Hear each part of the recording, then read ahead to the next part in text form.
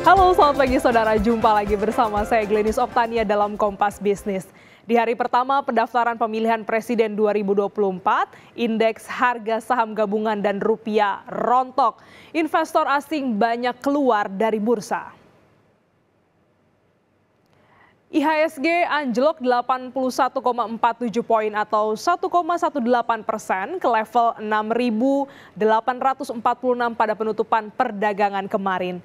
Data perdagangan Bursa Efek Indonesia merekam total transaksi mencapai 11,34 triliun rupiah dengan volume 23,8 miliar saham. Dana asing yang keluar dari market juga menembus 1 triliun rupiah.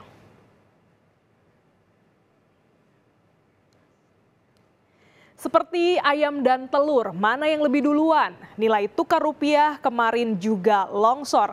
Terhadap dolar Amerika Serikat, kurs rupiah menembus di atas 15.800 atau hampir melewati level psikologis 16.000. Aksi jual asing di bursa saham menjadi salah satu yang membuat pemberat gerak rupiah.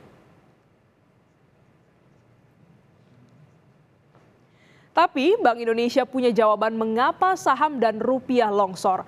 Merespons rupiah yang terus melemah, Bank Indonesia mati-matian menyelamatkan rupiah. Rapat Dewan Gubernur kemarin menaikkan suku bunga acuan sebanyak 0,25% menjadi 6%. Kenaikan ini setelah 9 bulan Bank Indonesia menahan kenaikan suku bunga.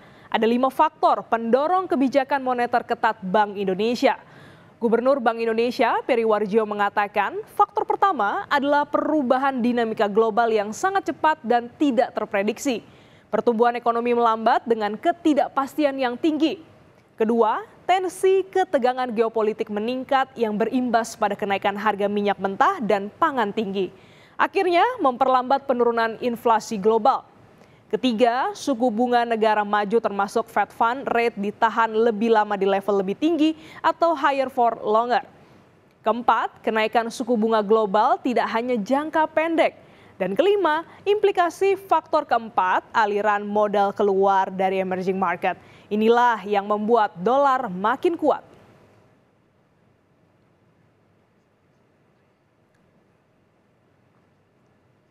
Karena 5 faktor tadi, Bank Indonesia mati-matian menyelamatkan rupiah dengan berusaha menahan dana asing yang ada saat ini lebih lama atau bahkan kembali menarik dana asing. Bank Sentral juga menambah 2 instrumen baru yaitu Sekuritas Falas Bank Indonesia dan Sukuk Falas Bank Indonesia. Tak hanya itu, koordinasi dengan sektor fiskal atau Kementerian Keuangan juga dilakukan sebagai bentuk bauran kebijakan.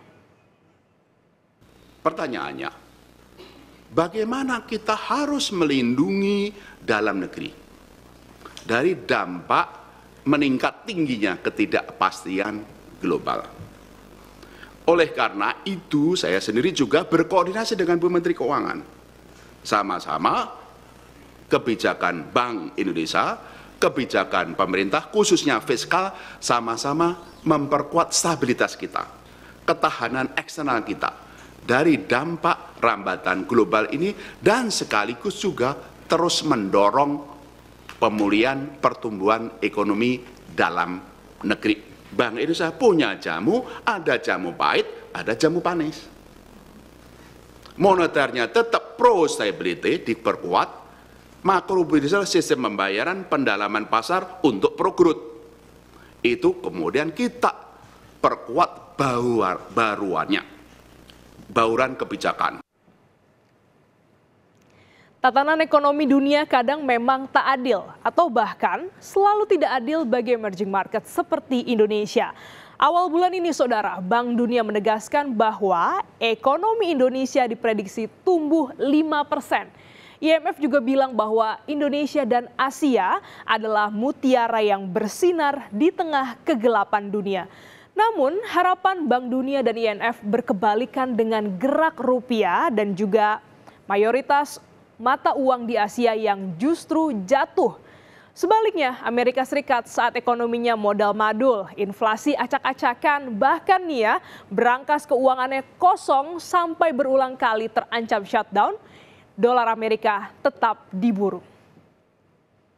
Kami tampilkan bagaimana gerak rupiah dalam sebulan sampai Rabu kemarin. Ini grafisnya naik, saudara. Ingat, pergerakan mata uang ini berbeda dengan pergerakan indeks lain. Rupiah dan mata uang lain ya semakin naik grafisnya, artinya semakin lemah. Ini dia di September 2023 dan kurang lebih kemarin di 18 Oktober 2023. Wah, grafisnya ya cukup fluktuatif ya, pernah naik, sempat juga turun dan bahkan di 18 Oktober ini menembus angka 15.709. Sudah cek hari ini rupiah berada di angka berapa? Tadi pagi sekitar jam 8 kami cek ini masih berada di angka 15.800 per dolar Amerika Serikat. Nah, saudara, jangan heran ya kalau Anda yang akan berlibur akhir tahun ini menukarkan dolar Amerika, harganya akan jauh lebih mahal. Nggak cuma rupiah, kurs lainnya seperti renminbi alias yuan Tiongkok, yen Jepang, bahkan mata uang asing negara tetangga Malaysia, Singapura, Thailand ini semua bergerak dengan pola yang sama. Grafisnya kalau ditarik seperti huruf U, tinggi, melandai, lalu naik tinggi. Padahal saudara, Asia ini diproyeksikan sebagai motor penggerak ekonomi global. Bagaimana kalau ekonomi Amerika membaik? Ya, secara historikal dolar juga akan menguat. Kok jadi nggak adil ya? Mau ekonominya baik atau buruk, ya dollar is king, rajanya. Agak kesel, tapi bagi emerging market ya, dolar punya predikat safe haven. Ya, walau Amerika mau runtuh sekalipun. Selanjutnya saudara, yang ekonominya kuat justru yang kursnya melemah. Penurunan mata uang malah dialami oleh negara-negara dengan cadangan devisa besar dan digadang-gadang sebagai tulang punggung pertumbuhan global. Kami hadirkan datanya dari sejumlah negara. Ini yang pertama yang paling tinggi ada China di sekitar 3.200 miliar dolar, Jepang 1.200 miliar dolar, ya. Terus ada juga 554,9, ada India dengan 521,4, Korea 417,3, Singapura negara tetangga kita ini ya 287,7, ada juga Thailand 202,3 dan Indonesia ini angkanya cadangan devisa negara ada sekitar 132,6 miliar dolar Amerika Serikat. Cadangan devisa ini erat hubungannya dalam menjaga level mata uang agar tidak terlalu fluktuatif. Ketidakpastian inilah yang biasanya membuat spekulan makin happy berada di pasar. Jadi yang dihadapi oleh bank sentral nggak cuma faktor eksternal, tapi saudara ada juga faktor spekulan. Kalau suku bunga Amerika Serikat naik, sudah pasti aset dolar yang diburu dan aset selain dolar seperti rupiah yang ditinggalkan.